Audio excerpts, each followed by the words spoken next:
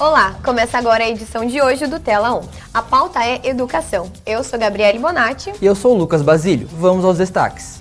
Startups de educação crescem no Brasil. Todas as áreas, de uma maneira geral, que tem esse mercado mais tradicional, vem com muitas startups, com muitas soluções. Saiba como a reforma da Previdência atinge os professores. Mais de 20% dos estudantes optam pelos cursos EAD. À medida que o país se desenvolve, tendo a população que tem o Brasil, a tendência é, sim, essa educação chamada à distância e, sobretudo, sendo presencial, crescer mais do que o presencial. Alunos relatam bullying que sofreram na escola. Fazia muito bullying assim por causa da cor mesmo, quando meu pai ia visitar lá na escola, falavam que ele era ladrão. Agora no Tela 1.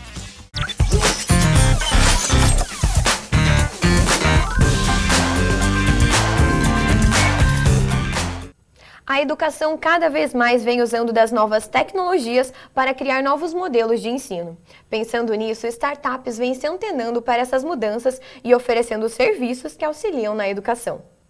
O conceito de startup vem se popularizando cada vez mais no Brasil. Inovação, escalabilidade e potencial para atingir grandes mercados são algumas das características das startups. Em 2012, a quantidade de empresas era de 2.519. Em 2017, foi para 5.147. Atualmente, já são 12 mil negócios com esse tipo de modelo. O setor da educação está aderindo startups para criar novas formas de mercado. No Brasil, já tem mais de 700 startups de educação. Então essas startups que têm nascido, elas têm trazido um pouco de informalidade, de uma educação não formal, e por elas terem esse pensamento mais inovador, elas acabam trazendo uma enxurrada de novas tecnologias, de novas soluções para as áreas. Então todas as áreas, de uma maneira geral, que tem esse mercado mais tradicional, vem com muitas startups, com muitas soluções. Cada vez mais startups e educação se alinham com o objetivo de criar novos métodos para a educação. Um exemplo é a Engaged, uma startup que auxilia e facilita o processo de matrículas das escolas. Hoje a troca, né, de conhecimento ela é orgânica, né? Ela não precisa ser engessada, né, num único formato. Então tem muita técnica, tem muita novidade ainda a vir, né? Por isso que tem tantas startups hoje no segmento de educação. O bullying na adolescência vai muito além do ambiente escolar. A repórter Ariane Ramos também foi descobrir como ele aparece nas universidades. De acordo com o relatório sobre a violência nas escolas, feito pelo Fundo das Nações Unidas para a Infância, divulgado em 2018, metade dos estudantes com idades entre 13 e 15 anos foram vítimas de bullying na escola. Cerca de 150 milhões de estudantes no mundo inteiro passaram por experiências como essa. Eu sempre tive um problema muito grande em relação ao meu peso, então eu nunca fui aquela menina padrãozinha, normalzinha e miudinha e tudo mais. Eu sempre fui mais gordinha, maior, também mais alta. Então eu sempre sofri desde muito pequena, eu lembro de as pessoas tirando sarro de mim e tudo mais. Eu sou de Brasília, né? E quando eu mudei pra cá, meu sotaque era muito diferente das outras pessoas. O pessoal daqui de Curitiba tem um sotaque bem mais forte. Eles notavam a diferença, então assim, na sala, quando eu ia falar alguma coisa, todo mundo ficava brincando. Igual tipo quando fala 14, no meu caso é diferente, eles ficavam tipo, fala 14 e tal. Isso é uma coisa que me incomodou bastante no ensino fundamental. Uma vez eu tive que mudar de colégio, porque fazia muito bullying assim por causa da cor mesmo, quando meu pai ia visitar lá na escola, falavam que ele era ladrão, que ele era bandido, não sei o que. Isso é pesado, né? E eu não gostava de ir pra escola. Ele chegou a me tirar, fiquei um mês no colégio. Ele pediu alguma atitude da parte da direção, mas ninguém fez nada, então eu fiquei um mês no colégio e saí por causa disso mesmo. O bullying é uma prática de atos violentos, podendo aparecer nas falas, como as agressões verbais e fofocas. Até mesmo quando alguém pega o material de outra pessoa e quebra, essas atitudes podem ser consideradas formas de intimidação. E na universidade, como é isso?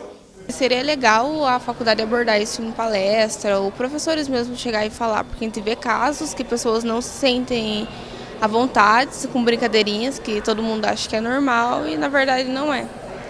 A professora Ana Paula Mira faz parte do Núcleo de Direitos Humanos que existe na Universidade Positivo. O núcleo foi criado pelo curso de jornalismo para dar voz aos alunos que passam por algum tipo de problema. A ideia do núcleo é acolher essas pessoas, né, que passam por isso, é ouvir essas denúncias e orientar sobre o que elas podem fazer, tanto internamente quanto externamente. Então, a ideia é elas saberem como agir com a universidade, né, para quem elas vão procurar, com quem elas podem falar, e também indicar como elas podem agir no âmbito da justiça externa mesmo, né, no âmbito da justiça civil, criminal, assim por diante. Agora o repórter Luiz Felipe Cunha vai conversar um pouco mais sobre bullying na universidade. Olá, Luiz. Olá, Gabi. Olá, Lucas. Olá, todo mundo que está nos assistindo. Eu estou aqui com a Lorena Milon, que ela é psicóloga, e para conversar mais sobre essa questão do bullying nas universidades.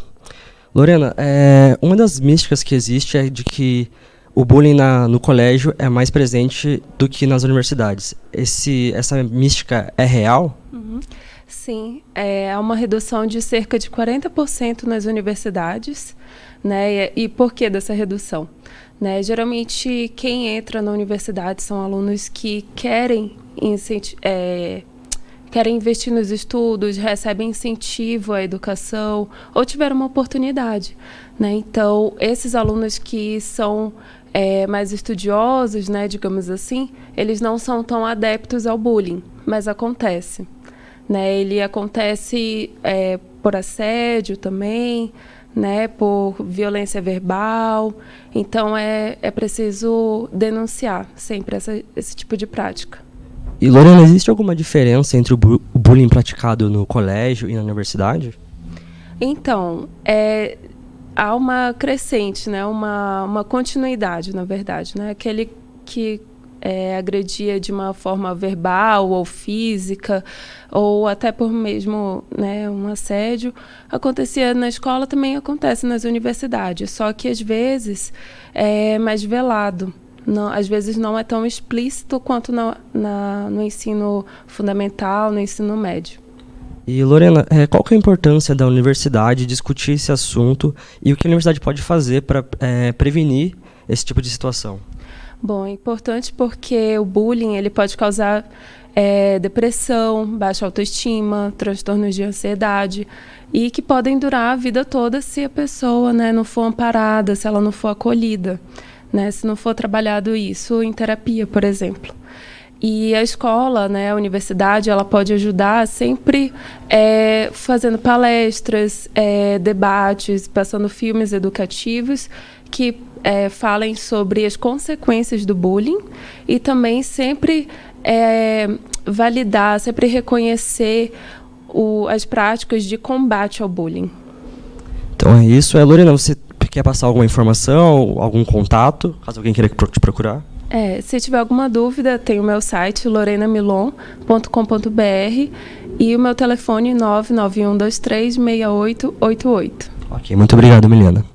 É com vocês aí do estúdio. Muito obrigado, Luiz.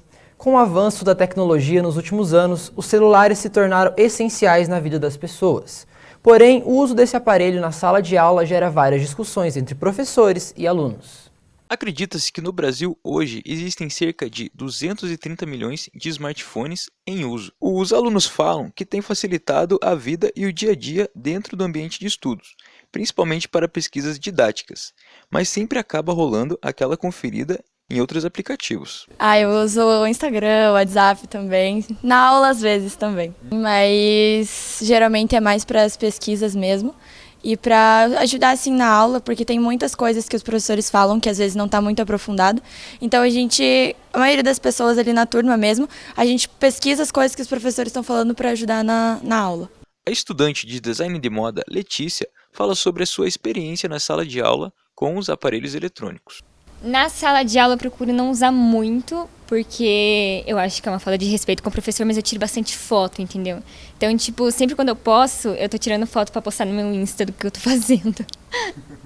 Os alunos falam que têm preferido o uso dos celulares dentro da sala de aula. Falam que facilita muito a sua vida. Mas será que os professores concordam com esses termos? Bom, nos meus primeiros anos, eu tinha mais disciplinas práticas, então o uso do celular não era tão frequente, porque as pessoas acabam se engajando no que elas estão fazendo e acabam esquecendo, porque é tudo mais dinâmico. E também, eu comecei a dar aula em 2007, 6. Então, eu posso dizer que, naquela época, apesar de todo mundo ter celular, o celular não tinha tantas utilidades como ele tem hoje, né?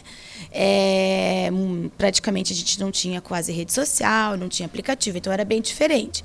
Agora, eu fui começando a perceber, com o passar do tempo, que aumentou muito, mas eu gostaria de dizer que durante muito tempo eu gostava e eu não me incomodava com o uso de celular por parte dos alunos, porque eles colaboravam em sala. Mas com tanta tecnologia, fica difícil não se adaptar à rotina dos celulares. O Brasil tem mais de 2 milhões de professores, segundo o censo do INEP de 2017. Dessa forma, muitos profissionais da educação serão afetados pelas mudanças da reforma na Previdência. Vamos conversar com o repórter Johan Geisler para falar sobre essas mudanças. Olá, Johan. Olá, Basílio. Olá, Gabi. Um abraço a você, um abraço a todos que estão assistindo a gente. O assunto agora é reforma da Previdência na educação. Como vocês falaram, nós temos muitos professores em todo o Brasil e sobre esse assunto eu recebo aqui a advogada Aline Dolla.